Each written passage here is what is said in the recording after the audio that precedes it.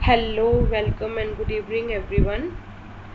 हाँ जी, तो हम तैयारी कर रहे हैं RAEO, RHEO और SADO एग्ज़ाम्स की, जो कि अभी मध्य प्रदेश में बम्पर वैकेंसी आई है।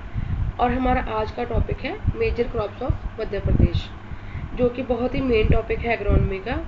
और आज हम पढ़ेंगे द क्रॉप सोयाबीन, जो कि मेजर क्रॉप है मध्य प्रदेश की। तो हम देखें, सबसे पहले जो टॉपिक को हम देखते हैं, मेजर क्रॉप्स इन मध्य प्रदेश, जो सिलेबस में दिया हुआ है अकॉर्डिंग टू स्टेट वाइज पूछा हुआ उन्होंने। तो हम क्रॉप को बेसिक भी पढ़ेंगे और उसका स्टेट वाइज एग्रोनॉमिक प्रैक्टिसेस भी साथ में पढ़ेंगे, ठीक है। और हम इसकी कल्टीवेशन प्रैक्टिसेस और प्लांट प्रोटेक्शन मेजर्स होते हैं, एंटोमोलॉजी, पैथोलॉजी, है ना, वो भी इस क्रॉप के अंदर कवर करेंगे। और जो मेजर पॉइंट्स है जहाँ से प्रीवियस ईयर क्वेश्चंस आए हुए हैं, वो सारे पॉइंट्स हम इस वीडियो में कवर करने वाले हैं। और ये हमारी मेजर क्रॉप्स जो एमपी की हैं, मानसून क्रॉप्स और हॉर्टिकल्चर और रबी विंटर क्रॉप्स जो हैं, ये बेसिक क्रॉप्स हैं। हम अपने कोर्स में ये वाली सारी क्रॉप्स पढ़ेंगे। और सबसे पहले हम पढ़ेंगे सोयाबीन, जो कि एमपी की बहुत ही मेजर क्रॉप है। हाँ जी, तो सोयाबीन हमारी बहुत ही मेजर क्रॉप है, ये तो अपने को पता ही है एमपी की। तो ये वर्ल्ड की और इंडिया की फर्स्ट रैंक क्रॉप है। किसके लिए? For the source of vegetable oil. US contribute करता है 28.5% एरिया और 35.4% वर्ल्ड की प्रोडक्शन। और अगर बात करें एरिया और प्रोडक्शन में, 39.7% जो है सोयाबीन टोटल वर्ल्ड का एरिया लेता है। और 36.07% जो प्रोडक्शन है वो सोयाबीन की होती है all over the world wide. India की बात करें तो मध्य प्रदेश, महाराष्ट्र और राजस्थान जो है टोटल मिला के 95% ऑफ टोटल कंट्री का एरिया और प्रोडक्शन कवर करते हैं। और एमपी अकेला 54% एरिया लेता है और 59% वहाँ की क्या है, प्रोडक्शन निकाल के देता है, ठीक है। तो क्या है एमपी को इसीलिए क्या हम कहते हैं, सोया स्टेट। और एमपी और महाराष्ट्र तो जो है दोनों मिलके 80% ऑफ टोटल कंट्री की आउटपुट निकाल के देते हैं। सोयाबीन जो है एक्सट्रीमली रिजिलियंट क्रॉप है। हाँ जी, तूफान आए, कोई पेस्ट का अटैक आ गया, कुछ भी आ गया, बहुत ही हार्डी क्रॉप है, बहुत जल्दी रिकवर भी कर जाती है। तो इसको कहते हैं एक्सट्रीमली रिजिलियंट क्रॉप। हाँ जी, तो ओरिजिन है सोयाबीन का चाइना और फैमिली लेगुमिनेसिए या फेबेसिए है। Scientific name glycine max. Soybean जो है C3 प्लांट है, शॉर्ट डे प्लांट है। फ्रूट्स जो इसके होते हैं उसको पॉड कहते हैं और इनफ्लोरेसेंस को कहते हैं रिसीम। और अगर हम बात करें कि इंस्टीट्यूशंस के बारे में बात करें, जो all India coordinated research project था जो सोयाबीन पे, वो 1967 में आया था। और उसके बाद जो NRC है वो कहाँ पे स्टार्ट किया था? सबसे पहले इंदौर में, मध्य प्रदेश में, ओके। और जिसको अब हम आजकल क्या कह देते हैं, directorate of soybean research. One is, और ये सबसे इम्पोर्टेंट क्वेश्चन है, ये हर एग्ज़ाम में IBPS AFO है या कोई स्टेट का एग्ज़ाम है या कोई भी एग्ज़ाम है, ये बहुत ही इंपॉर्टेंट क्वेश्चन है कि प्रोटीन कंटेंट और ऑयल कंटेंट कितना होता है। प्रोटीन कंटेंट 40% होता है, ऑयल कंटेंट इसका होता है 20%, और ग्राउंड नट में इसका वाइस वर्सा होता है। ये बहुत ही इंपॉर्टेंट क्वेश्चन है, याद रखना है। इसके अलावा अनसैचुरेटेड फैटी एसिड 85% होते हैं और कार्बोहाइड्रेट 25 to 30% होता है। कहते हैं कि जो सोयाबीन है वो लाइजिन में रिच होता है, जबकि जो जितने भी सीरियल्स हैं ना हमारे, लाइजिन एक अमीनो एसिड है, वो क्या है, डेफिशिएंट होते हैं। पर जो सोयाबीन है इसमें लाइजिन बहुत अच्छी मात्रा में पाया जाता है। इसके अलावा इसके अंदर जो मेजर फैटी एसिड्स है सोयाबीन के अंदर, वो है लिनोलिक एसिड और उसके बाद है लिनोलेनिक एसिड, 7 to 8% पाए जाते हैं। इसके अलावा और जो बहुत बार रिपीट होने वाला क्वेश्चन जो एग्जाम्स में बहुत सालों से रिपीट हो रहा है, वो ये है कि इसका अंदर एंटी न्यूट्रिशनल फैक्टर क्या होता है। इसके अंदर होता है, इसको क्या बोलते हैं, ट्रिप्सिन इनहिबिटर और हीमाग्लूटिनिन्स, जो ये होते हैं इसके एंटी न्यूट्रिशनल फैक्टर्स होते हैं। और जो ग्रेन्स हैं स्प्राउट हो रहे हैं, और उसके अंदर क्या कंटेंट पाया जाता है, विटामिन C कंटेंट पाया जाता है, ठीक है, जिसको हम एस्कॉर्बिक एसिड भी बोल देते हैं। ये बेसिक चीज़ें हैं जिन पे काफ़ी ज़्यादा क्वेश्चन बनते हैं और काफ़ी बार एग्जाम्स में रिपीट हुए हैं। इसके बाद अगर हम बात करें सॉइल की, देखो सबके लिए ज़्यादातर लोमी सॉइल इज़ गुड, है ना। तो इसके अंदर हम क्या देखेंगे कि सैंडी लोम सॉइल जो है to clay soil, wide range of soils के अंदर ये सरवाइव कर जाता है और pH 5.5 टू 7 के अंडर ये सरवाइव करता है। यानी कि क्ले जो सॉइल है वो एसिडिक, थोड़ा स्लाइटली एसिडिक हो चलेगा पर अल्कलाइन नहीं होनी चाहिए, ठीक है। इसके बाद हम क्लाइमेट की बात करें तो मॉइस्ट और वार्म क्लाइमेट अच्छा लगता है इसको। और अगर हम टेम्परेचर की बात करें तो मिनिमम टेम्परेचर 5, ऑप्टिमम इसका टेम्परेचर है 30 और मैक्सिमम टेम्परेचर 40 डिग्री सेल्सियस ये होना चाहिए, ठीक है। ये मैचिंग में क्वेश्चन आ जाता है कई बार। एंड द नेक्स्ट इज, हाँ जी, तो state wide package of practice study करेंगे हम according to Madhya Pradesh. Soybean क्या है, मेजर खरीफ क्रॉप है और एरिया ऑफ कल्टीवेशन जी हमारा कितना है, इसका 53 लाख हेक्टेयर है मध्य प्रदेश के अंदर, ठीक है। और उसके बाद एमपी जो है लीडिंग स्टेट है, 55 to 60% क्या है ये शेयर देती है इसमें इंडिया की टोटल सोयाबीन प्रोडक्शन में। अगर हम प्रोडक्टिविटी की बात करें तो पर हेक्टेयर जो प्रोडक्टिविटी है 10 क्विंटल पर हेक्टेयर है, पर जो एशिया की प्रोडक्टिविटी है वो है 15 क्विंटल पर हेक्टेयर। और इसके अगर हम देखें तो हमारी कंट्री की बहुत ही कम है, तो इसलिए हमें बहुत ही अच्छे पैकेज ऑफ प्रैक्टिसेस को फॉलो करने की ज़रूरत है और उसके बारे में ही हम आज स्टडी करेंगे, ठीक है। तो सोयाबीन को क्या एवरेज एनुअल रेनफॉल कितना चाहिए, 550 to 600 mm।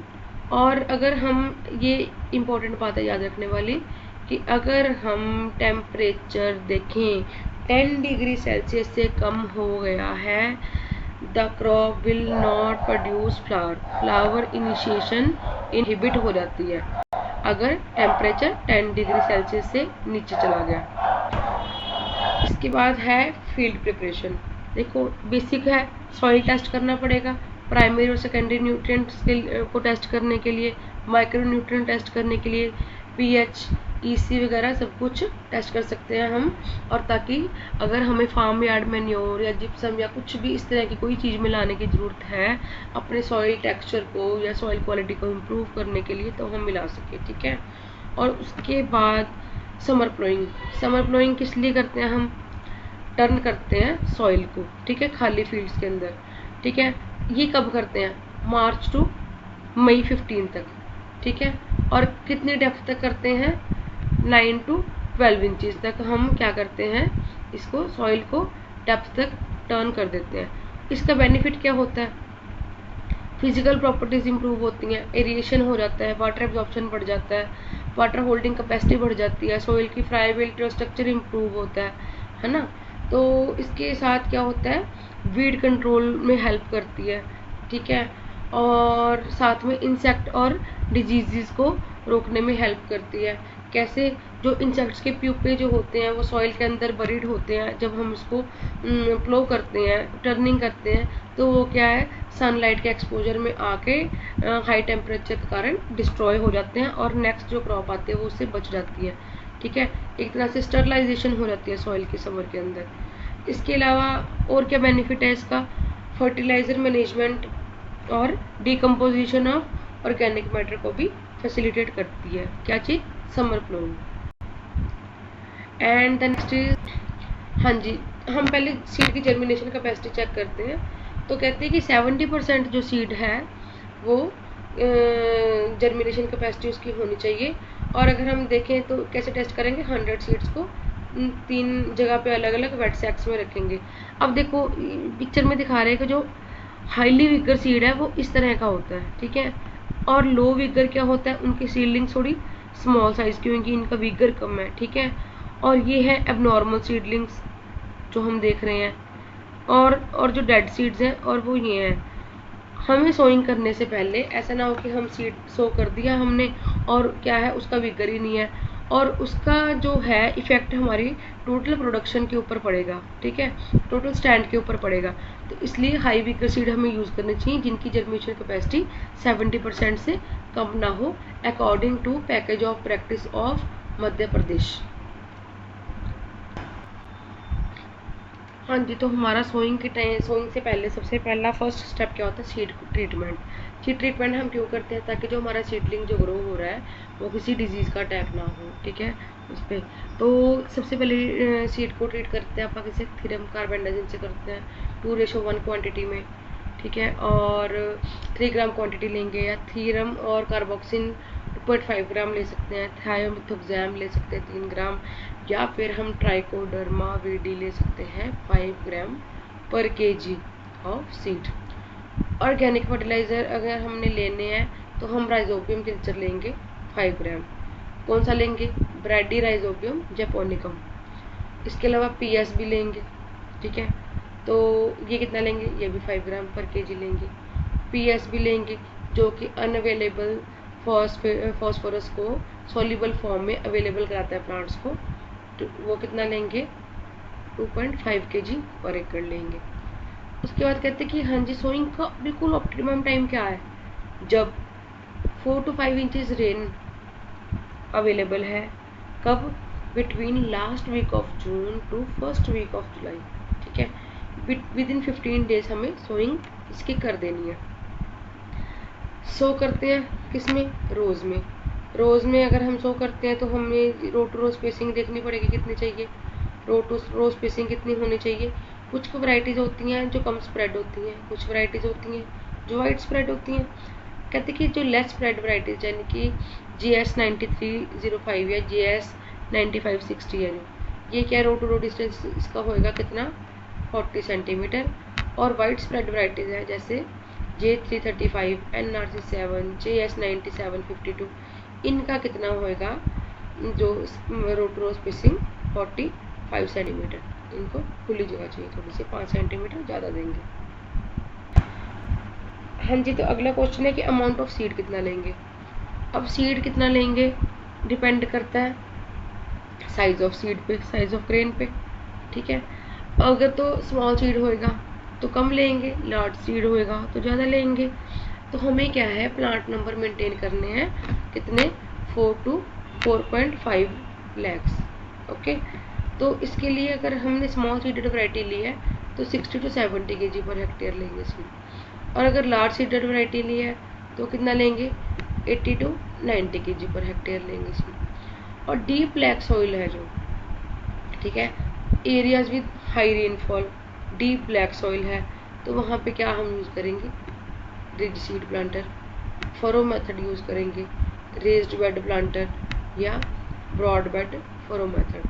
अब हम देखेंगे रिज सीड प्लांटर में क्या होएगा, ऐसी रिज बनी होंगी, इसके अंदर सीड सो कर देंगे। उसके बाद फरो मेथड में क्या होएगा, ऐसे फरोज इस तरह से, ओके। और रेज्ड बेड में क्या होएगा, रेज्ड बेड में होता है जैसे इस तरह से, ये बेड है, यहाँ पे प्लाट लगा हुआ, ये हमने ज़्यादा चौड़ा बना दिया बेड, थोड़ा सा कम चौड़ा होता है। और जो ब्रॉड बेड फरो मेथड होता है उसमें क्या होता है, इतना,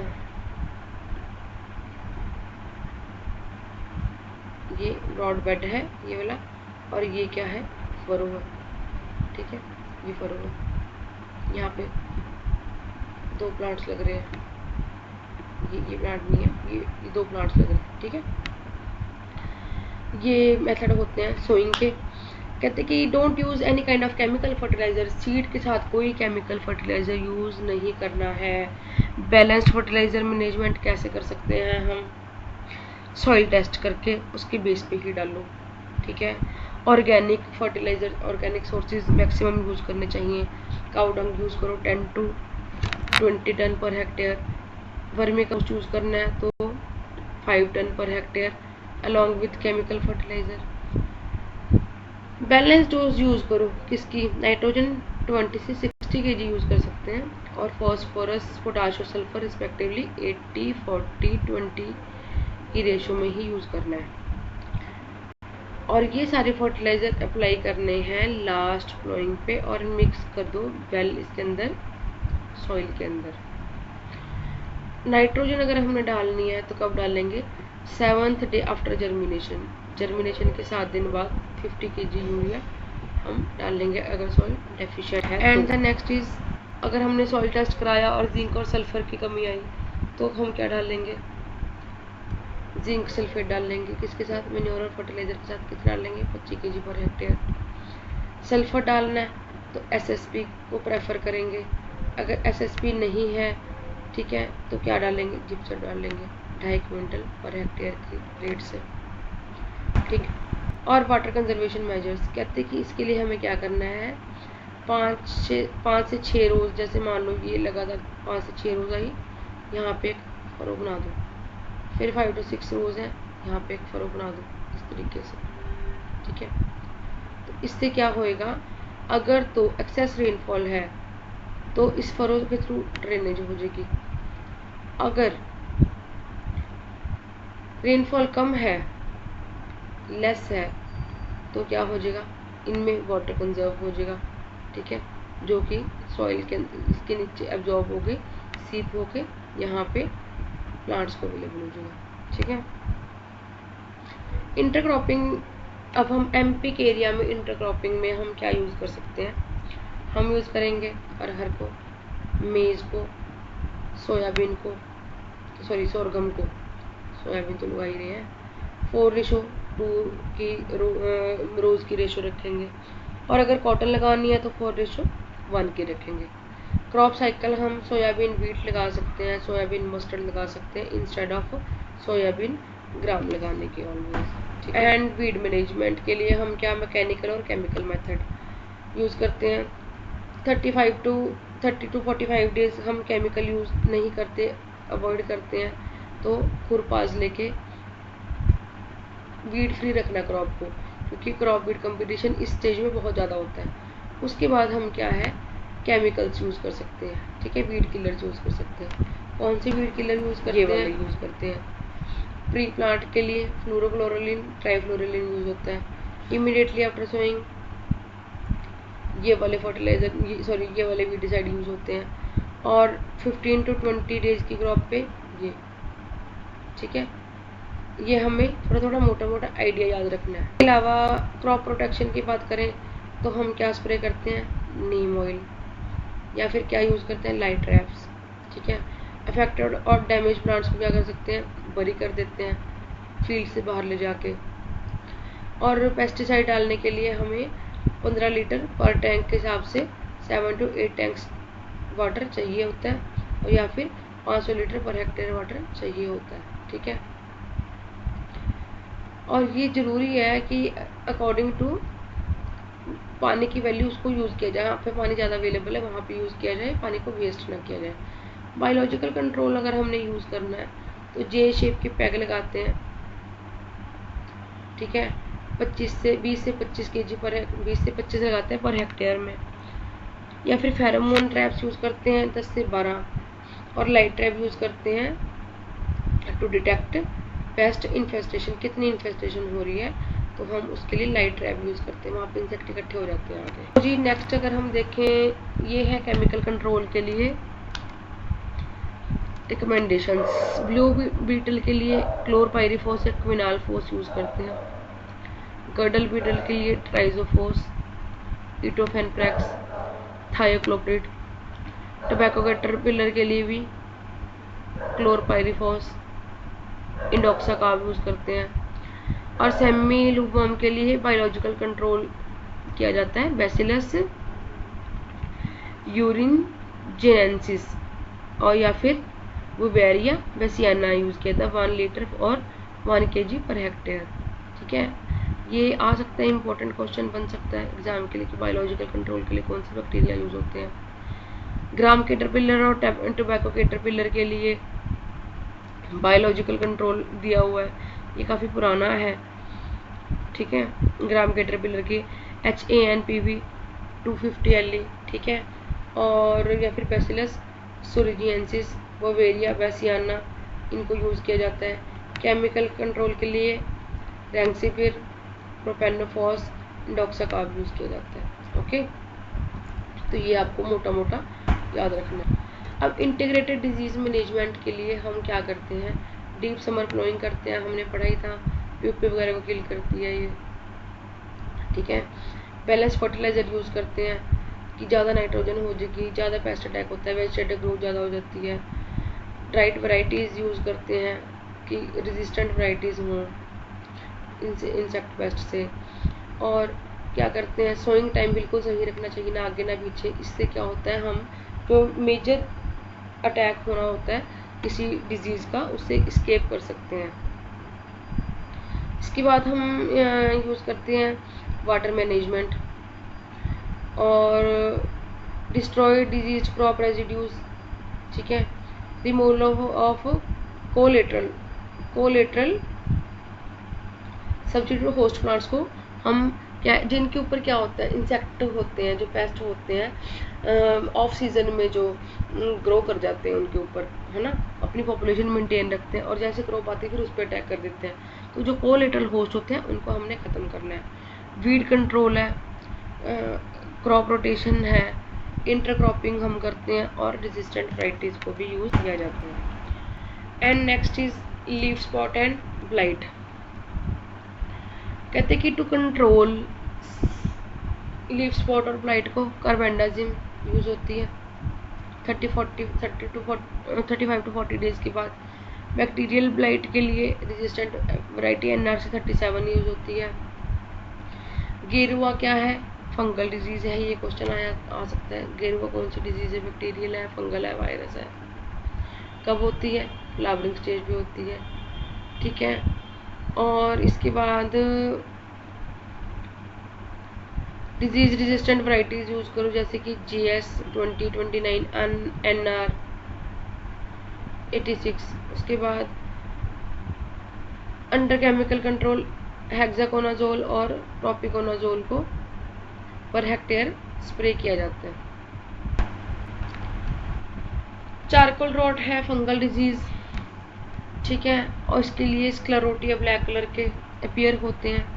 tolerant varieties GS 2034, GS 2029, GS 97, 52 use होता है, ठीक है। और अंडर केमिकल कंट्रोल क्या होता है, थीरम यूज़ करो कार्बोक्सिन के साथ, ठीक है। ट्राइकोडर्मा वीडी यूज़ करते हैं 5 ग्राम पर kg ऑफ सीड, इसको प्रोटेक्ट करते हैं। एंड एंथ्रेक्नोज पॉड ब्लाइट है, सॉइल बॉर्न डिजीज़ है, ठीक है, ये भी काफ़ी ज़्यादा अफेक्ट करती है।